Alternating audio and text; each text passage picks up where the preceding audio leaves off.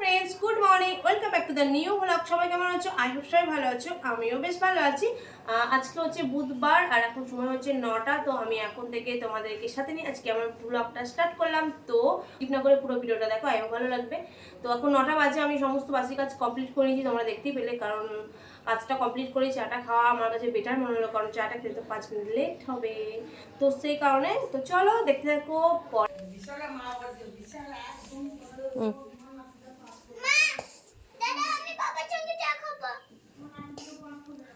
তুই ও যে চা খাবি না। ফ্রেন্ডস, এই হচ্ছে আজকে ব্রেকফাস্টে মুড়ি। আজকে আর ভাত করিনি, আজকে আলুর দম দিয়ে মুড়ি মাখাচ্ছি। আসছি খাবে, খেয়ে পড়তে যাবে। হ্যাঁ, তারপরে দেখো আরশিকে স্নান টান করিয়ে দিয়ে ম্যামের বাড়ি পাঠিয়ে দিচ্ছি। ওর এখন এই দুদিন কি মনে হচ্ছে, শুধু বলছে ম্যামের বাড়িতে পড়তে যাবো, না হলে তো বাড়িতে পড়াতেই আসে ম্যাম। টাটা, যাও। তো আরশি চলে গেল, দেখতেই পাচ্ছ বেশি দূর নয়, জাস্ট 2 থেকে 3টে বাড়ি পরে আরশি ম্যামের বাড়ি। তো ওখানেই পড়তে গেল। তারপরে দেখো আমি ছাদে চলে এসেছি। আজকে একটু কাচাকুচি হয়েছে, কারণ 1 থেকে 2 বালতির মতো একটু কেচেছি। আবহাওয়া তো একদমই ভালো না, ওয়েদার রোদের দেখা নেই, একদম কাচাকুচি করেছি আজকে প্রচুর। দেখলে তো কাচাকুচি করার পর এসে আর সেই কিছু ভিডিও বানাইনি, তো একদম চলে এসেছিলাম রান্নায়। আর আজকে কি রান্না করেছি সেটা তোমাদের সঙ্গে শেয়ার করব। তো চলো, আজকে ফার্স্ট করেছি ভাত, আর তারপরে হচ্ছে এই যে বাঁধাকপির একটা, সব রকম বাঁধাকপি, গাজর, বিট, তারপরে ধনেপাতা, মূলো, আলু সব কিছুতে একটা চচ্চড়ি মতো করেছি, সর্ষে জিরে বাটা দিয়ে। আর এই হচ্ছে ভেজ ডাল, আর করেছিলাম ফুলকপি আলু পোস্ত। আজকে এই রান্না এইটুকুই করেছি, আর কিছু করলাম না। ভাবলাম ডিম ভাজা করবো, তো সবাই বলছে ডিম ভাজা খাবো না। আর উচ্ছেটা কেটে রেখেছিলাম, তো পরে মাথায় এলো উচ্ছেটা কালকে বেগুন দিয়ে একটা চচ্চড়ি করব, তো সেই কারণে আর উচ্ছেটা করলাম না। তো চলো আমরা খাওয়া দাওয়া করে নিই, তারপরে আবার আসছি। Hello friends, good afternoon. তো এখন বাজে 4টে, 4:30। আর আমি স্নান টান সেরে একটু শুয়েছিলাম, রেডি হয়ে নিয়েছি। দেখো যেতে হবে ডান্সের ক্লাসে। স্নান আর আসি চলে গেল। আর এদিকে ছাদে কাপড়গুলো মেলা আছে, যা শুকনো শুকিয়েছে, আর তো শুকোবে না, কারণ সূর্য মামা ওই যে দেখা বোঝা যাচ্ছে টাটা বাই বাই করে দিয়েছে। তো দেখি যেগুলো শুকিয়েছে তুলবো, যেগুলো শুকিয়েনি সেগুলো আবার সিঁড়িতে দিয়ে যাব। তো চলো।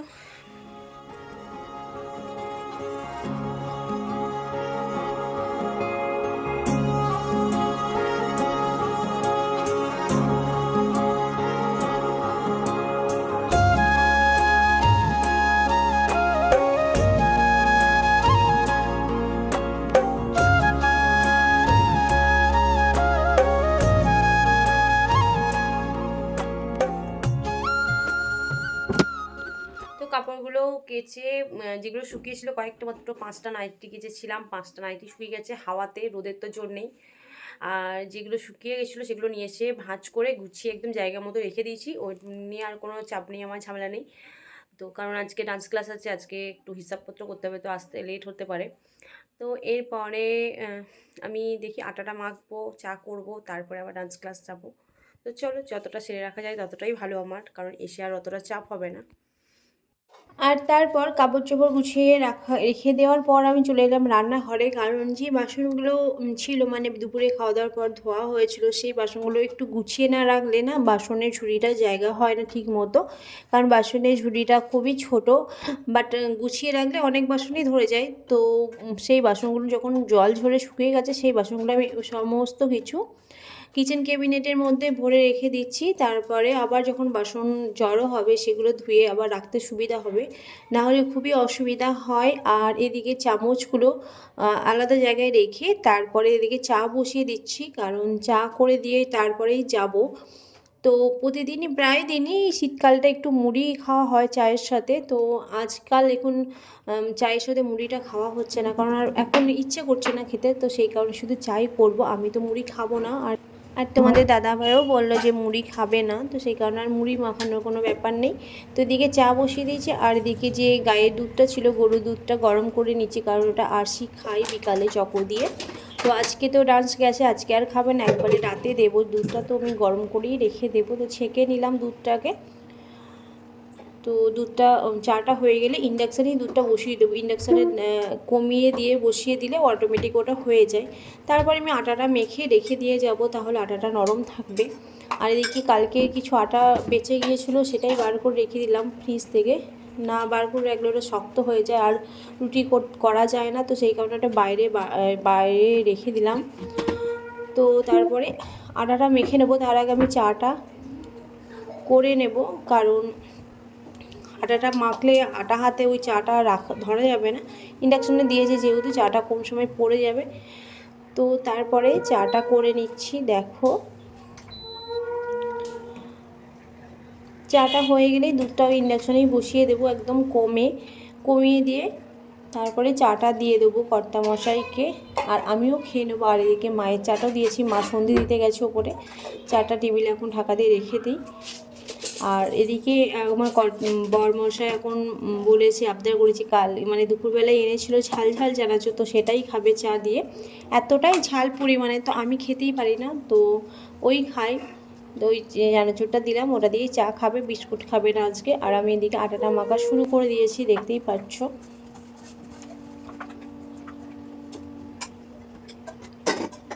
আটা মেখে সঙ্গে সঙ্গে রুটি করার থেকে আটা মেখে যদি কিছুক্ষণ রেখে দেওয়া যায় না, আটাটা খুব ভালোভাবে নরম হয়ে থাকে, আর রুটিটাও ভীষণ নরম হয়। তো সেই কারণে আটা সবসময় মেখে আমি রেখে দিই। আর এখানে তাড়াতাড়ি করে টাইম যেহেতু খুবই কম, তো সেহেতু তাড়াতাড়ি করে চাটা কোনো রকমই খেলাম, কোনো বিস্কুট টিস্কুট ছাড়াই, যেহেতু এরপরে ডান্স ক্লাস যেতে হবে।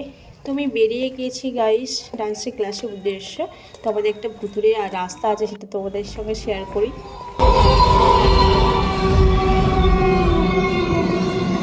তো যদিও একটু ভুতুরে রাস্তা নয়, লাইটের মানে গ্যাস শেষ হয়ে গেলে এইরকম দপদপ করে, তো এই রাস্তাটা দিয়ে আমাকে যেতে হয়, আসতে হয়।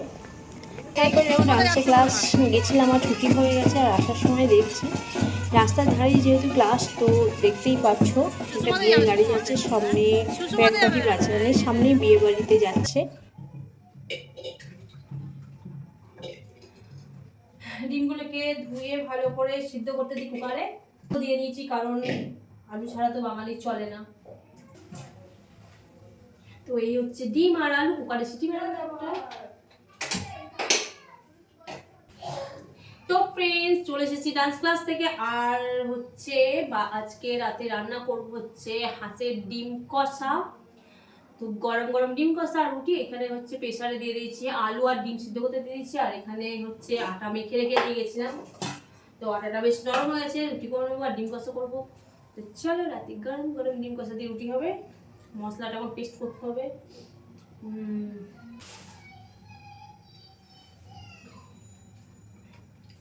আর একটু ময়দা আমি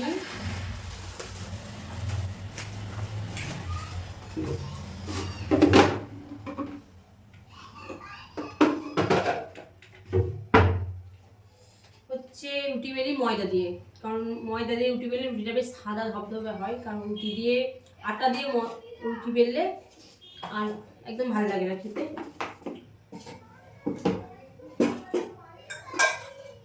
তো একটুখানি চা বেলছিল, এটা ফ্রিজে ভরে আগে।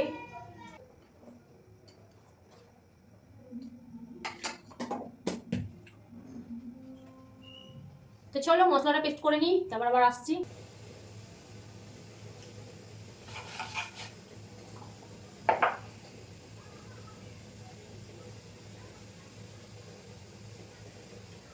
এবার আমি আটা মেখে ভূত হবো, কারণ আমি রুটি করতে গিয়ে এত পরিমাণে আটা মাখি, মানে যা রুটি করি তার থেকে মানে বেশি আটা ছড়ায়। এইটা একটা বাজে অভ্যাস আমার আছে, জানো তো, মানে আটা ঠিকঠাক। আমার ঠাকুমা ছিল, আটা মাখতো, আটা বেলতো, একটু আটা নষ্ট হতো না। আর আমার মানে 250 আটা আমি ছড়িয়েই নষ্ট করে ফেলি। তার জন্য একটা কাপড় বেঁধে দিয়েছি, কিন্তু আমার গা সোয়েটারটা পুরো আটায় ভর্তি। দেখো অলরেডি আটা লেগে গেছে, হোলি খেলা হয় আটা দিয়ে আমার। তারপরে দেখো আটাটা একবার ভালো করে মেখে ঠেসে নিয়ে আমি রুটি করতে শুরু করেছি। আর রুটি করতে করতে আমার আরেকটা মোবাইল ফোনে চলে যত সিরিয়ালগুলো আমি দেখি, 3টে সিরিয়াল আমি দেখি, তো সেই সিরিয়ালগুলো চালিয়েই আমি রুটি করতে অভ্যস্ত। রুটি কেন, রাতে রান্নাটা আমি বেশিরভাগ টাইম সিরিয়াল চালিয়েই দেখি। এর পেছনে দুটো কারণ আছে, তো এখন আমি বলছি না, অন্য কোনো ভিডিওতে বলবো এই কারণটা। তার মধ্যে দেখো রুটি করতে করতে তোমাদের দাদাভাই এসে গেছে। আর তোমাদের দাদাভাই এসে আগে একবার রান্নাঘরে এসে একবার ঢো মারবে যে কী রান্না হচ্ছে, তারপরে ঘরে ঢুকবে। তো সেই কারণেই বললো আজকে কী রান্না হচ্ছে, তো আমি বললাম যে ডিম কষা হচ্ছে। আর এদিকে আমার সিরিয়াল চলছে আর রুটি। এটা আমার বদ অভ্যাস না ভালো অভ্যাস আমি জানি না। আমার যারা পুরনো সাবস্ক্রাইবাররা আছে তারা প্রথম থেকেই দেখেছে যে আমার সিরিয়াল চালিয়ে দিয়ে রুটি করা বা রাতে রান্না করাটা অভ্যাসে দাঁড়িয়ে গেছে একটা। তারপরেই দেখো যে কাপড়টা পেতে আটা বেলি সেই কাপড়টা ভালো করে ছেড়ে নিয়ে আবার বেলা জাগিটা বেঁধে রেখে দিই, কারণ কোনো পোকামাকড় যদি কিছু যায়, তো সেই কারণে তারপরে ওই আটা হাতটা আমি সোয়েটারই কি সুন্দরভাবে মুছে নিলাম। আর তারপরে আমি ডিম কষাটা চাপিয়ে দিলাম, যদিও 10:30 বেজে গেছে। তো জলদি করে ডিম কষাটা করি, তারপরে আবার দেখা হচ্ছে। আর এদিকে আশি বারবার আসছে আর বল নিয়ে এসে বলছে যে যারা আমার ভিডিও দেখছো তারা আমার সঙ্গে খেলা করো। ওই দেখো, দেখেছো, ও সমানে বলছে ব্যাট নাও, বল নাও আর আমার সাথে খেলো। কিন্তু ওর মাথা মানে ছোটো বলে যা হয়, ওর আর এইটা বুদ্ধি নেই যে এখনও পর্যন্ত ভিডিওটা পোস্ট না করা পর্যন্ত কেউ দেখছে না। তো যাই হোক, আমার ডিম কষা রেডি, তো চলো। তো এই হচ্ছে ডিম কষা, ডিম আর আলু। আর ডিমগুলোকে আধখানা করে দেওয়ার একটাই কারণ, যাতে মশলাটা খুব ভালো করে ডিমের সাথে মিশে যায়, সেই কারণে।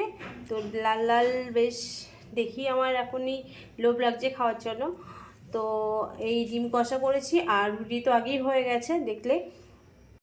তো ফ্রেন্ডস, ডিম কষা রুটি হয়ে গেছে, তো আমরা এবার ডিনার করবো। রাত 11টা প্রায় বেজে গেছে।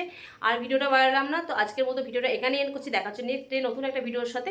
তোমরা অবশ্যই ভালো থেকে সুস্থ থাকো, অলওয়েজ হাসি খুশি থেকো। আর যারা আমাকে আমার চ্যানেলটা সাবস্ক্রাইব করেছো তাদের অসংখ্য ধন্যবাদ। আর তারা প্লিজ আমার চ্যানেলটি লাইক, কমেন্ট এবং শেয়ার করতে একদম ভুলবে না। আর অবশ্যই একটা কমেন্ট করে যাবে। আর যারা চ্যানেলটিকে এখনও পর্যন্ত সাবস্ক্রাইব করোনি তারা প্লিজ আমার চ্যানেলটি সাবস্ক্রাইব করার পাশ থেকো। Love you all guys, tata.